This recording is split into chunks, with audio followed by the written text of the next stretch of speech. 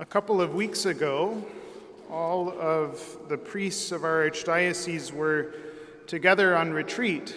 It's something that we're required to do every year. Every priest, every deacon, every bishop is required by canon law to take some time away to spend in prayer with the Lord, to kind of rejuvenate and refresh and kind of refocus on the spiritual life, to refocus on the Lord in the midst of our ministry. And so our diocese offers to the priests every year a retreat, usually in October.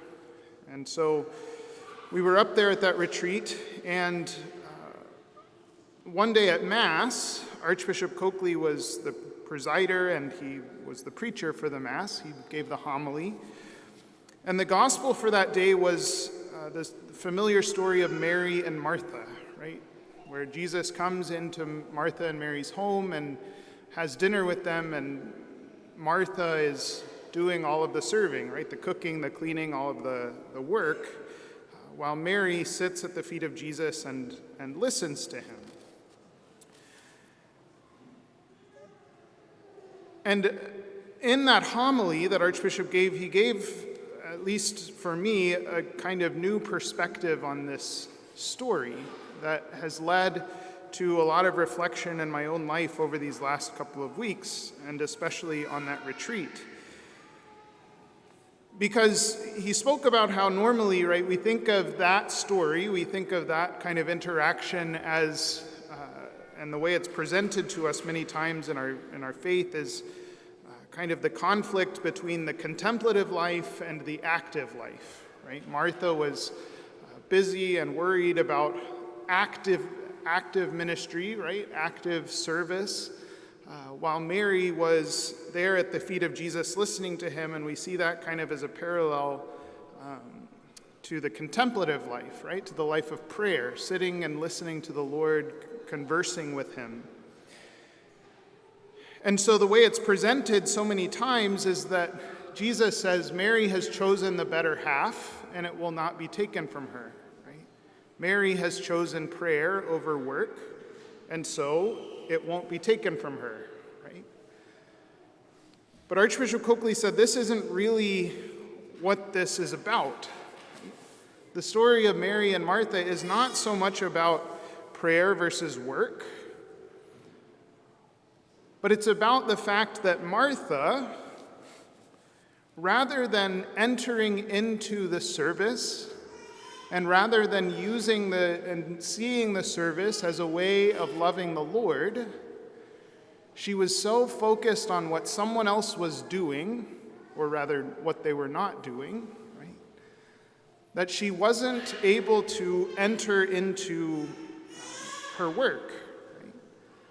While Mary was so focused on the Lord and was so focused on what she was doing with the Lord, right, that she was able to enter into that deep communion with him. During that homily, he quoted Saint Teresa of Avila, who very simply in Latin said, "Age quod agis," do what you are doing. Do what you are doing. Whatever it is that you find yourself doing, whether it be prayer, whether it be service, whatever way in which the Lord calls us to a life of discipleship, we're called to do it. Right? This is what Jesus tells us in our gospel, right? The first and greatest commandment in the law, to love the Lord your God with all your heart, with all your soul, with all your mind, with all your strength. With everything we do, we're meant to place ourselves into it wholeheartedly. One of the things that I've been reflecting upon is that perhaps the greatest challenge in the spiritual life is not necessarily malice or an active choice of some kind, but perhaps the greatest problem, the greatest challenge in the spiritual life is just distraction.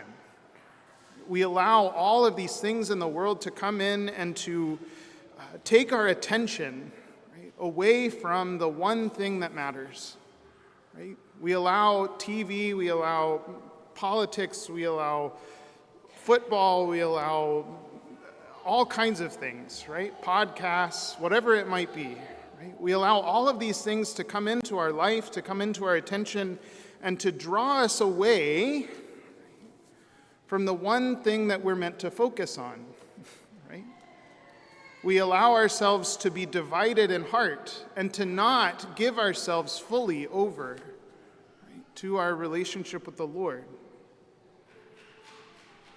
And this leads, of course, down the road to all of the problems that we find ourselves in, right? Particularly sin and a lack of relationship with the Lord. But if we're able to perhaps be called by the Lord and allow ourselves to be drawn by the Lord into a deeper reflection upon our life every day, to allow ourselves to be drawn into a more intentional relationship with Him, to give ourselves more fully over to Him, to stop allowing all of these other things in the world to distract us from Him, that's when we can find true growth in holiness, right? That's when we choose the better part that will not be taken from us.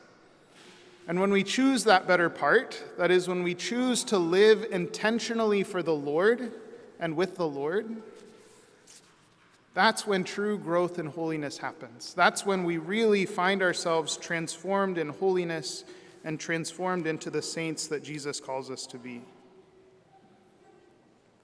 And it's not easy, right? It's extremely hard because there are so many distractions and they're so powerful and they're designed to keep us distracted and they're designed to keep our attention.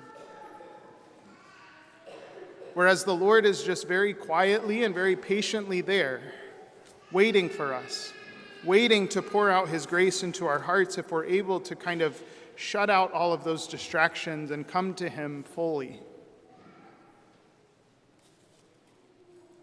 So today we ask the Lord for that grace.